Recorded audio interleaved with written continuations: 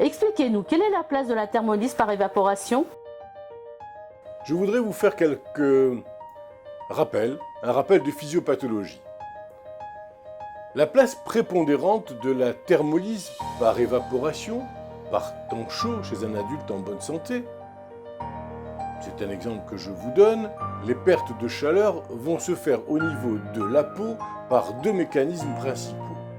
L'évacuation passive de la chaleur cutanée, le débit cardiaque augmente et apporte plus de volume à rafraîchir à la surface de la peau. Et, le plus important, l'évacuation active par évaporation sudorale. La sueur produite rafraîchit le corps quand elle s'évapore à la surface de la peau. C'est donc l'évaporation de la sueur qui refroidit et non sa production. Cette évaporation nécessite beaucoup d'énergie. En cas de vague de chaleur, le mécanisme par évaporation devient quasi exclusif et assure 75% de la thermolyse contre 20% en temps normal, à condition que la personne soit capable de produire de la sueur et de l'évaporer.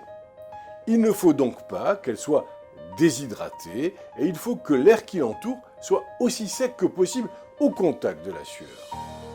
C'est le rôle joué par les ventilateurs, les éventails par exemple, qui améliorent l'évaporation sudorale en chassant la vapeur d'eau produite.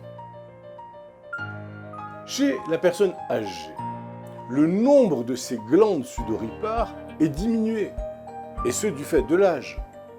En cas de vague de chaleur diurne ou nocturne d'ailleurs, ces glandes sont stimulées en permanence. Au bout de quelques jours, elles sont épuisées, elles s'épuisent, et la production de sueur va chuter. La température corporelle centrale augmente, elle, du fait essentiellement d'une réduction des capacités de thermolyse par évaporation.